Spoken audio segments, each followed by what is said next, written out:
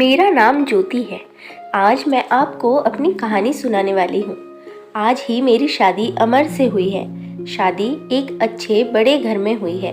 पैसों की कोई कमी नहीं थी। मैं और मेरे पिता अपने आप को बड़े खुशकिस्मत मानते थे कि हमें ऐसा घर मिला है। सभी रिश्तेदार भी कह रहे थे कि ज्योति के तो भाग खुल गए, किस्मत वाली है।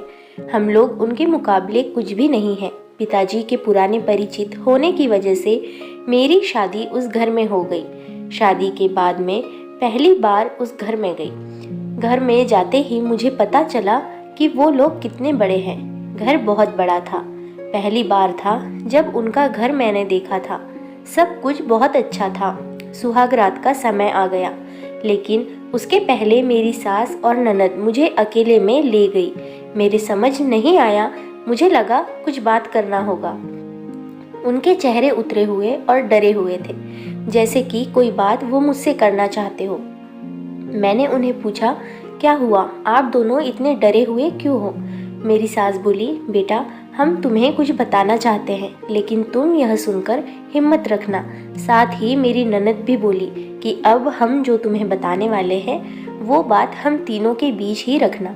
यह बड़ा घर है, यहाँ बात फैलते ज़्यादा समय नहीं लगता, और वो बात सबके सामने आ गई तो हमारे घर की इज्जत मिट्टी में मिल जाएगी। अब तुम इस घर की बहू और तुम्हें इस घर का मान रखना होगा।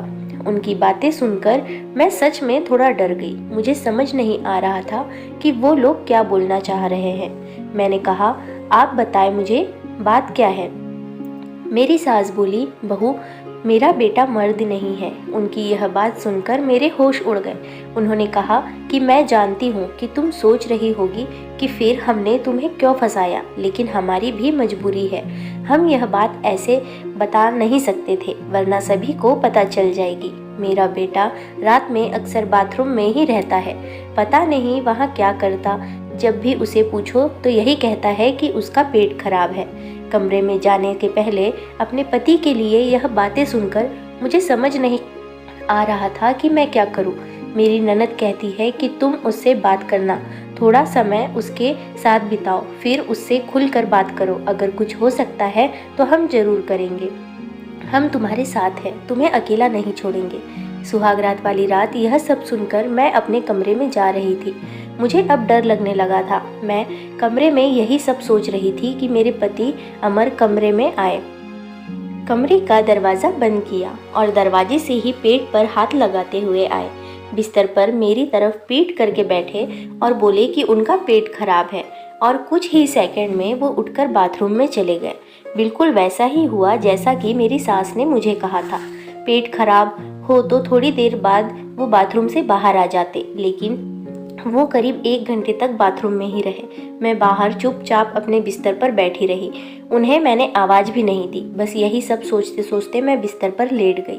करीब 2 घंटे बाद वो बाथरूम से निकले। मेरा अब उनसे बात करने का मन ही नहीं था। मुझे लगा कि मेरे साथ धोखा किया गया।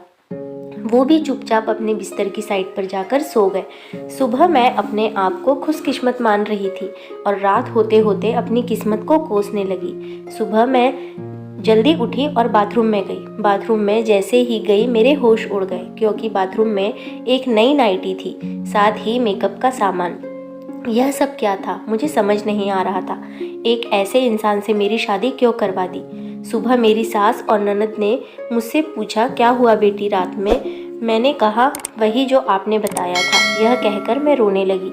मेरी ननद ने कहा, माँ, मैं कह रही थी ऐसे किसी लड़की की ज़िंदगी खराब मत करो, लेकिन तुम सभी ने मेरी बात नहीं मानी। अब यह क्या, ऐसे ही घुट घुट कर यहाँ रहोगी? मेरी सास बोली कि बेटा, तू तो जो भी फैसला लेगी हम तेरे साथ हैं, लेकिन तुझे यह वचन देना होगा कि यह राज तेरे मुंह से नहीं निकलेगा। अगली रात फिर वो कमरे में आए। मुझे अब उनकी तरफ देखने का भी मन नहीं हो रहा था। मैं चुपचाप अपना बिस्तर करके अपनी साइड पर सो गई, क्योंकि अब बात करने को रखा क्या था। उन्होंने भी अभी तक कुछ बात नहीं की थी, उसकी वजह मैं भी जानती थी। थोड़ी देर वो बिस्तर पर बैठे रहे और फिर उठकर वो बाथरूम में चले गए। मैं समझ गई कि वो क्या करने गए हैं। थोड़ी देर बाद बाथरूम से चीज़ें गिरने की आवाज़ आने लगी, कुछ टूटने की। थोड़ी देर बाद आवाज़ रुकी और इस बार वो जल्दी ही बाथरूम से बाहर आ गए। आकर बिस्तर पर सो गए। हमारे बीच कोई बात नहीं हो रही थी। मैं तो यह सोच रही थी कि मैं क्या करूं। यही सब सोचते सोचते नींद आ गई। सुबह जल्दी उठी और फिर मैं बाथरूम में गई, लेकिन इस बार बाथरूम में मैं जब गई तो सब कुछ बिखरा हुआ था। नई नाइटी को फाड़ दिया था, मेकअप का सामान बिखरा हुआ था। बाथरूम में कचरे में एक कागज़ भी था जिस पर लिखा था टू माई ब्यूटीफुल वाइफ। मेरे मन में अब शक आया कि यह सामान और कपड़े कहीं मेरे लिए तो इन्होंने नहीं रखे। लेकिन फिर मैंने सोचा कि मेरी सास और ननद मुझसे झूठ क्यों बोलेगी। अभी मैंने उनसे कुछ बात नहीं की। सुबह मेरी सास और ननद फिर मुझसे सहानुभूति जता रही थी। मुझे उनकी बातों से लगा कि वो चाहती है कि मैं अमर को छोड़कर इस घर से चली जाऊं। मुझे अब मेरी सास और ननद पर शक हुआ। मैंने घर की पुरानी नौकरानी से बात की। मैंने बातों बातों में उससे पूछा कि अमर कैसे हैं। वो बोले कि वो तो बहुत सीधे हैं। उनकी माँ और बहन तो चाहती थी कि उनकी शादी उनके बहन के पति के रिश्तेदार से हो। बहन और माँ तो बहुत कोशिश की, लेकिन उनके पिता नहीं माने और उनके दोस्त के परिचित यानी आपसे शादी करवा दी। वो दोनों तो आपकी शादी के खिलाफ थे। कई दिनों तक घर में विवाद भी होता था, लेकिन तुम्हारे पति अमर ने कहा कि पापा जो बोले वही करते हैं। मुझे अब पता चल गया था कि मेरी सास और ननद मुझे क्यों भगाना चाहते थे। इसीलिए उन्होंने मुझसे झूठ कहा था। उन्होंने शायद अमर को कुछ कहा होगा। रात अब मैं अमर से बात करने का इंतज़ार कर रही थी। वो कमरे में आए तो उनका मुंह तो उतरा हुआ था। यह पहली बार था जब मैं उनसे बात करने वाली थी। उनके आते ही मैंने कहा, आप मुझसे कुछ बात करना चाहते हैं? वो बोले, अब बात करने को रखा क्या है। पापा का विश्वास था कि वो घर अच्छा है, इसीलिए मैंने माँ और बहन की ना सुनकर तुमसे शादी की और तुमने सच छिपाया। मैंने बोला, क्या सच? सच कि तुमने मुझसे शादी नहीं करना चाहती थी। तुम्हारी ज़िंदगी में अभी भी कोई और है। यह बात तुमने ही तो माँ को बताई थी। घर की इज्जत और पापा के कारण मैं चुप हूँ, कुछ कदम नहीं उठा रहा। और मैंने भी देख लिया, सुहागरात की रात जिंदगी में बहुत स्पेशल होती है, लेकिन मेरे बाथरूम में 2 घंटे रहने पर भी तुम्हें फ़र्क नहीं पड़ा। माँ ने सही कहा था कि तुम आवाज़ भी नहीं दोगी, बात भी नहीं करोगी। मैंने बोला, बाथरूम में रुकने को उन्होंने कहा था और वो कपड़े और मेकअप वो मेरी बहन ने रखा था।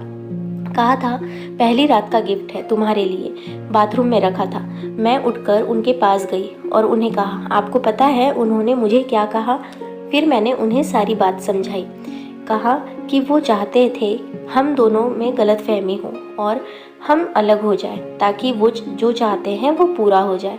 उन्हें गुस्सा आया, लेकिन मैंने कहा नहीं, अब हम इस बात को यही ख़त्म करेंगे और किसी को कुछ नहीं कहेंगे। उस रात मेरी सारी परेशानी और गलतफहमी दूर हो गई। वो थी मेरी सही मायने में सुहागरात। अगली सुबह मेरी सास और ननद ने मुझसे पूछा कि मेरा क्या फ़ैसला है, मैं क्या करने वाली हूँ। मैंने कहा कि मैं आप दोनों को माफ़ करके एक नई शुरुआत करना चाहती हूँ। आपको मुझसे कोई शिकायत नहीं होगी। मैं एक बहुत अच्छी बहू बनकर दिखाऊंगी।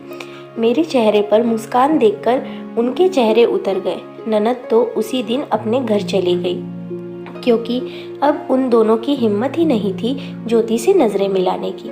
फ्रेंड्स, सच में कहीं कहीं ऐसे लोग होते हैं जो अपने ही परिवार वालों के साथ अपने स्वार्थ के लिए चाले चलने से बाज नहीं आते हैं। तो फ्रेंड्स, आपको ये स्टोरी कैसी लगी, इस पर अपनी राय कमेंट बॉक्स में ज़रूर बताएं।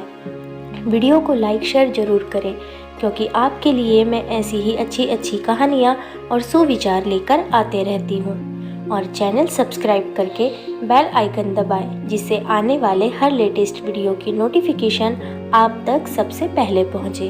धन्यवाद।